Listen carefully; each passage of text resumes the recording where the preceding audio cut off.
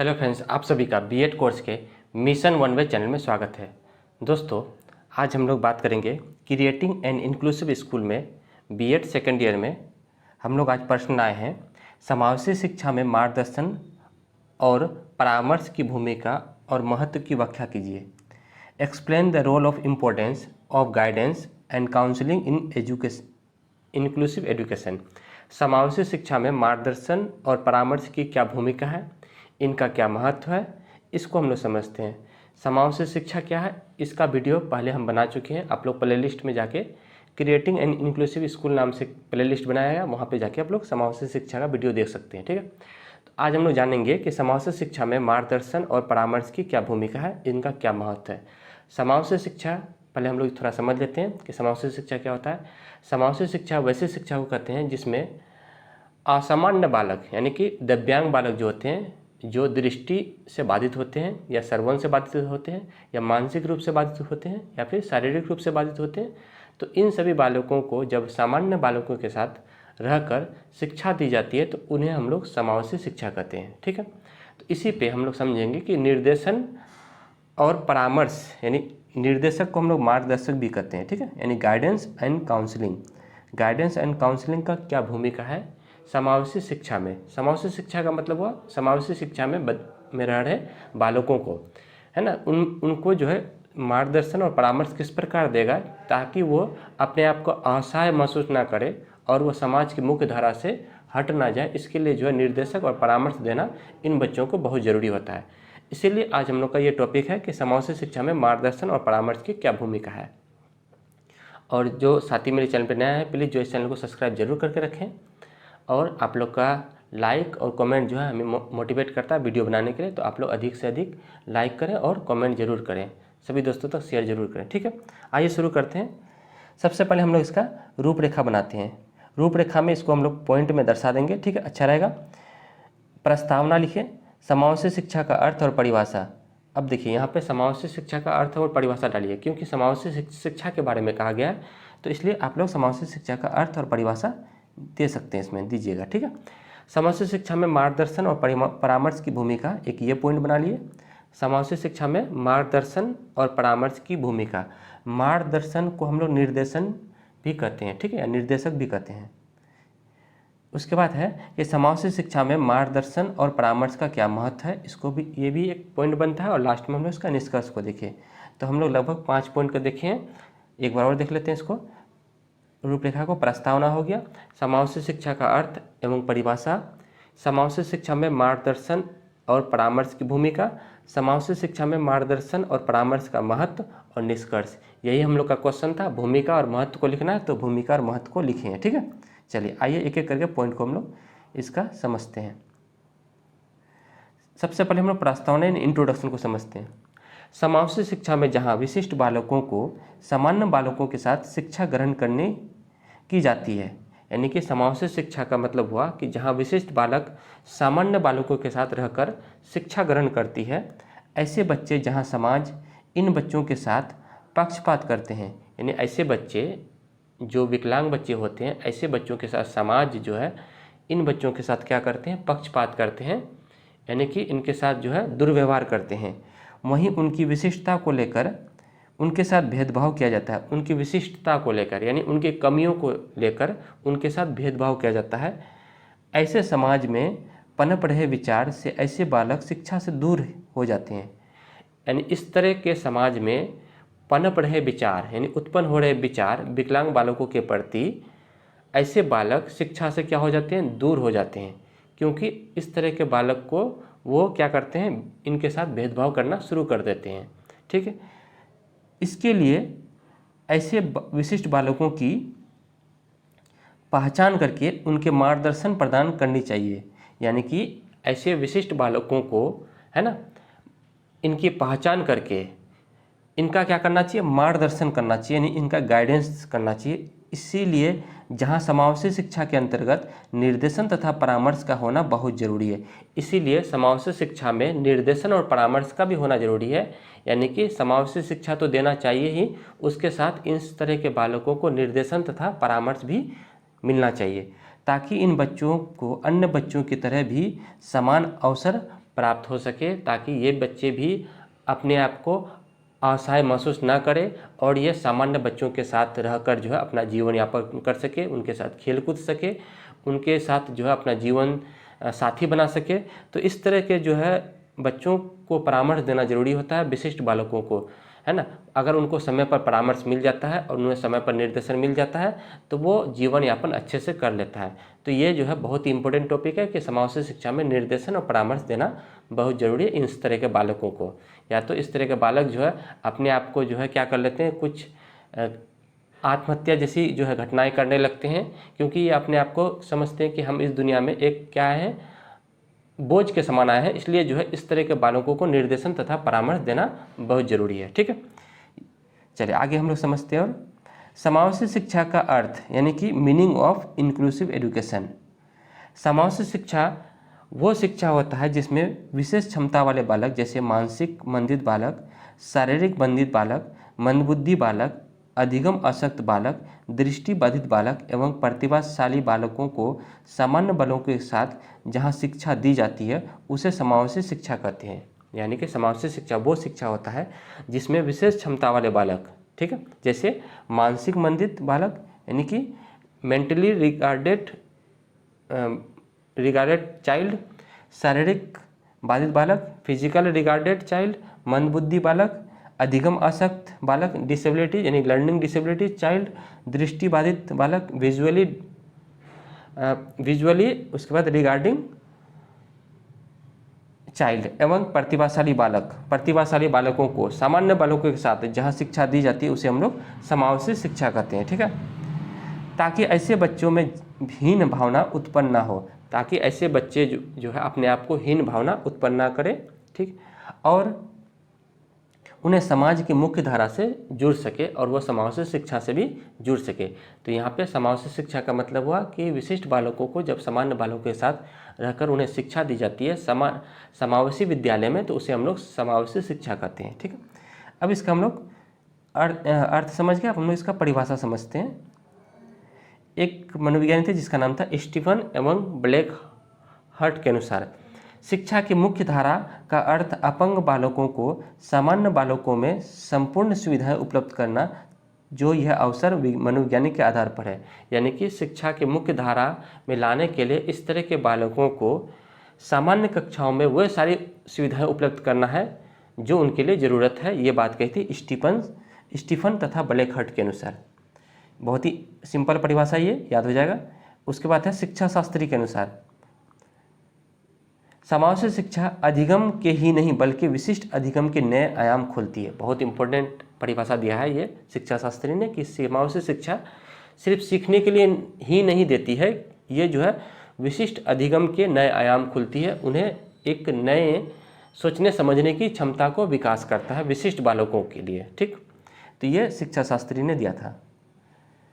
अब हम लोग समझते हैं नेक्स्ट पॉइंट है कि समावेशी शिक्षा में मार्गदर्शन और परामर्श की भूमिका, the role of guidance and counselling in inclusive education.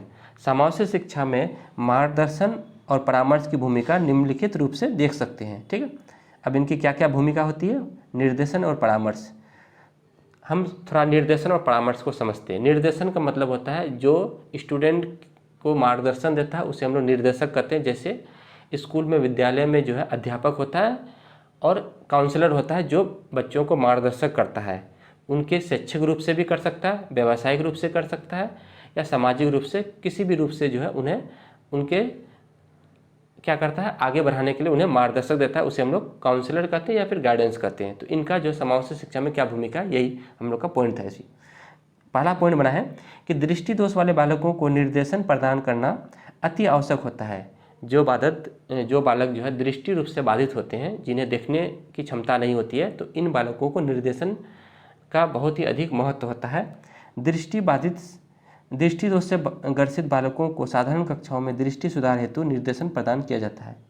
इस तरह के बालक जो होते हैं जो देख नहीं सकते हैं, इस तरह के बालकों को साधारण कक्षाओं में दृष्टि सुधार के लिए उन्हें हम लोग निर्देशक देते हैं तथा साथ साथ इन बच्चों को साधारण गतिविधि में भाग लेने के लिए अवसर प्रदान करते हैं।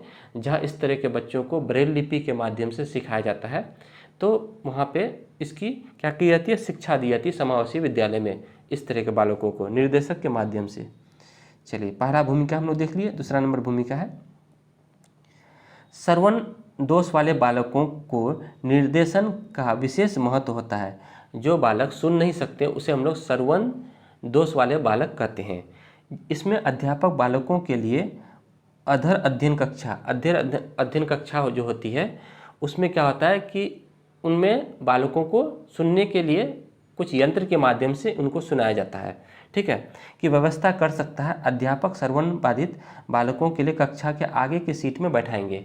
जैसे कि कुछ बच्चे को कम सुनाई देता है तो वो पीछे नहीं बैठाएंगे, कक्षा में आगे वाले बेंच में बैठाएंगे ताकि अध्यापक की बातों को वो सुन सके अच्छे से, ठीक है। और अध्यापक का ये कर्तव्य है कि वो पूरे क्लास में कक्षा में घूम घूम के पढ़ाएंगे।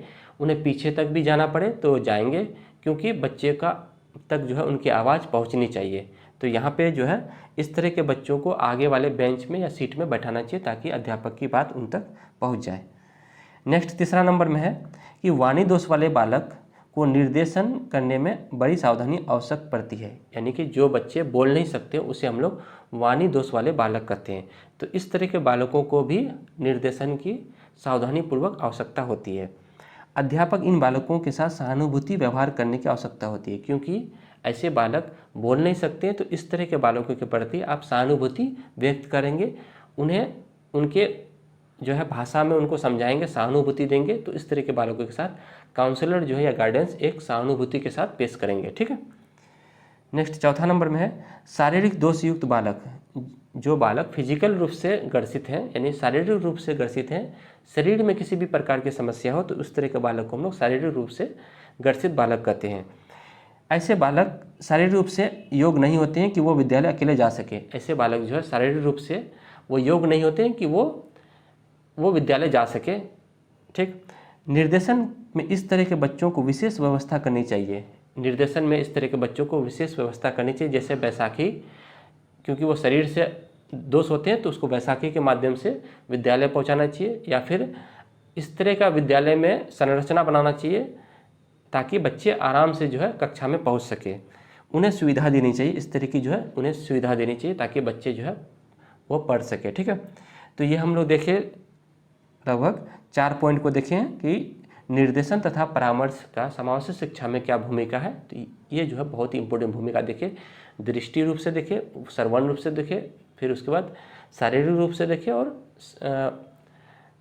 एक पॉइंट और था जिसका नाम था हम लोग शारीरिक रूप से वाणी दोष के रूप से भी देखें, ठीक है। चलिए, नेक्स्ट हम लोग का पॉइंट बनता है कि वो समझ गए हम लोग भूमिका को। अब हम लोग बात करेंगे समावेशी शिक्षा में मार्गदर्शन तथा परामर्श का महत्व। अब समावेशी शिक्षा में मार्गदर्शन तथा परामर्श का क्या महत्व है, ठीक है, इनका क्या इंपॉर्टेंस है। Importance of guidance and counsellor in inclusive education. समावेशी शिक्षा में मार्गदर्शन तथा परामर्श का महत्व निम्न है। पहला नंबर महत्व शैक्षिक दृष्टिकोण से। शैक्षिक दृष्टिकोण से इस तरह के बालकों का निर्देशन तथा परामर्श में बहुत ही महत्व है। शिक्षा की दृष्टि से समावेशी विद्यालय में कोई बालक यदि अपने वैकल्पिक विषय का कार्य के अनुसार व्यवसाय का चुनाव में दिक्कत होता है, मतलब ये हुआ कि यदि कोई बालक जो है जिनका वैकल्पिक विषय, मतलब जो उनका विषय है शिक्षा में, उनके अनुसार यदि वो व्यवसाय का चयन नहीं कर सकते हैं या चुनाव करने में उनको दिक्कत आ रहा है, तो वो उनकी निष्पक्षता के आधार पर निर्देश देते हैं। तो इस तरह के बालकों को निर्देशक जो है उन्हें निर्देश देते हैं कि आपका शिक्षा के अकॉर्डिंग जो है ये वाला व्यवसाय सही रहेगा, तो उसको जो वो निर्देशक देते हैं, ठीक है। तो शैक्षिक दृष्टिकोण से भी जो है काउंसलर एंड गाइडेंस का महत्व हो गया, ठीक है। नेक्स्ट है सामाजिक दृष्टिकोण से। सामाजिक दृष्टिकोण से क्या है कि समावेशी शिक्षा में सामाजिक दृष्टिकोण से बालकों का समायोजन की क्षमता विकसित की जाती है। मतलब ऐसे बालकों को समाज में अन्य बालकों के साथ सहज महसूस हो, इस तरह की भी जो है निर्देशन देना चाहिए। यानी इस तरह के बालक अपने साथी समूह के साथ दोस्ती करें ताकि वो अब खेल कूद सके, उनके साथ जो है अपने बातों को शेयर कर सके। तो ये इस तरह का जो है उन्हें सामाजिक पूर्ण वातावरण बनाना चाहिए निर्देश देके। तो काउंसलर का ये जिम्मेदारी होता है कि वो समायोजन युक्त विकसित वातावरण प्रदान करे इस तरह के बालकों के साथ।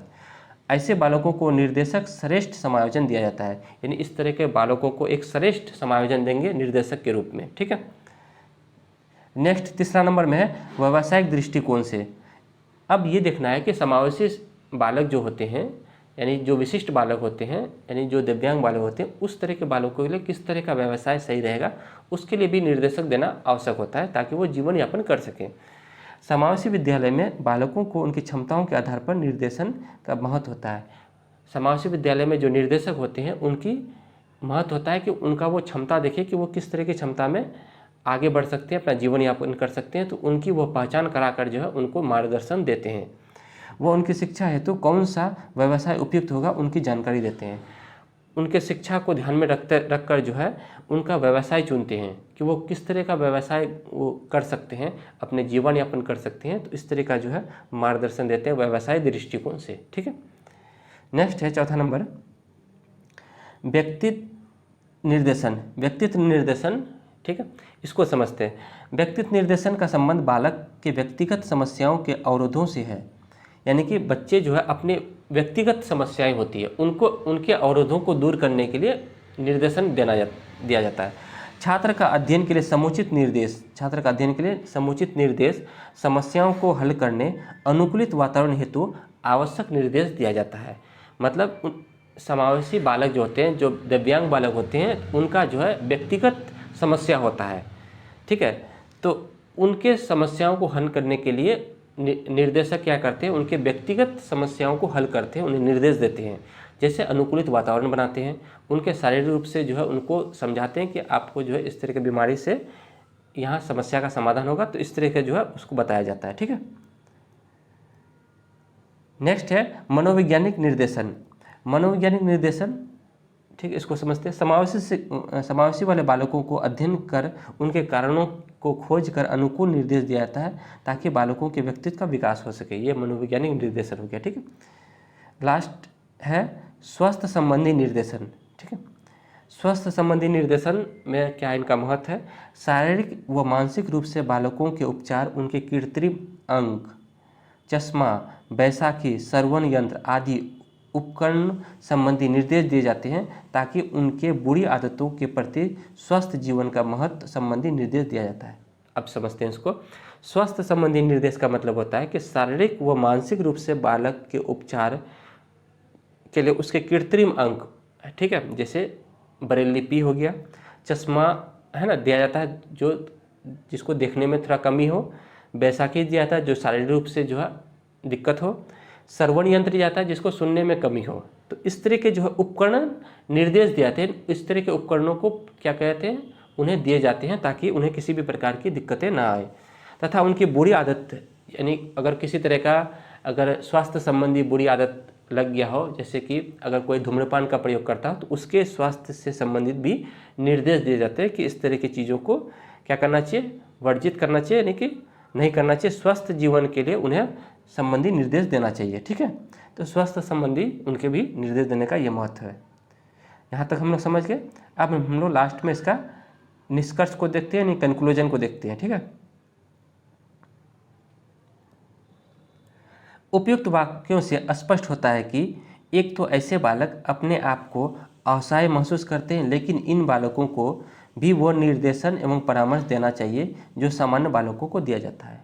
यानी कि हम तमाम बातों से ये निष्कर्ष निकाले कि ऐसे बालक जो होते हैं, जो दिव्यांग बालक होते हैं, डिसेबिलिटीज़ वाले बालक होते हैं, वो अपने आप को असहाय महसूस करते हैं। ठीक है, तो इन बालकों को भी निर्देशन एवं परामर्श देना चाहिए जो सामान्य बालकों को भी दिया जाता है। अतः ऐसे बालक तभी अपने आप को असहाय महसूस नहीं करेंगे। ठीक है, तो अपने आप को जो है वो कलंकित नहीं समझेंगे, अपने आप को समाज से वो दूर नहीं समझेंगे। इस तरह के बालकों को समावेशी शिक्षा से की जानकारी देना चाहिए, समावेशी शिक्षा से जोड़ना चाहिए, समावेशी विद्यालय में उनको वहाँ तक पहुँचाना चाहिए। उनकी जो भी सुविधाएं हैं वहाँ पे वो उनको मार्गदर्शक के रूप में उसको बताया जाना चाहिए। तो ये हम लोग का टॉपिक था। ठीक है, समावेशी शिक्षा में निर्देशन तथा परामर्श, यानी मार्गदर्शन तथा परामर्श का क्या महत्व है और क्या भूमिका था, आज हम लोग का ये टॉपिक समाप्त हुआ। ठीक है दोस्तों, और जो चैनल को सब्सक्राइब नहीं किए तो इस चैनल को सब्सक्राइब कर लें। मिशन 1 चैनल है। ठीक है, फिर हम लोग नए वीडियो में नए टॉपिक के साथ मिलते हैं। तब तक के लिए धन्यवाद।